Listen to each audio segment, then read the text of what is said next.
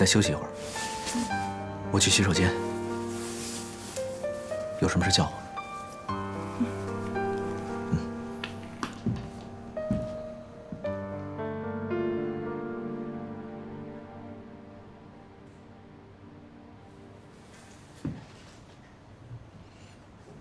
锦溪，怎么了？突然觉得你回来真好。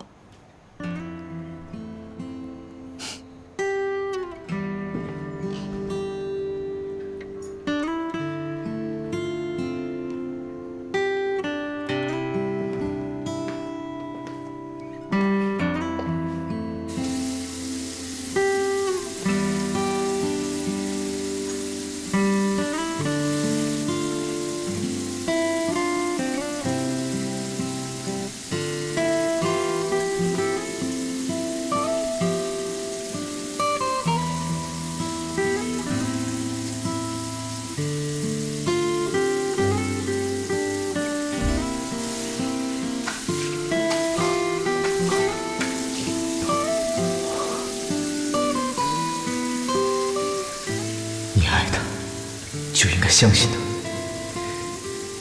你一定要相信他。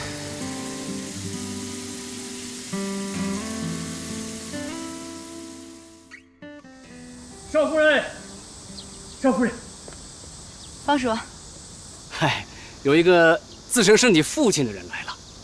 我父亲啊？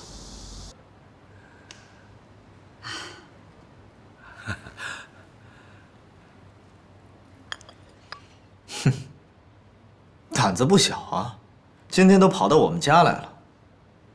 好，我今天心情好，你把除了钱，其他的条件都跟我说了，我一定满足你。一成，奶奶，他今天来我们家，不就是为了这些吗？不信你可以问他呀。何先生啊，你别介意啊，我这孙子啊，说话就是太直了，你别往心里去。不往心里去，这都是孩子嘛。爸，哎，你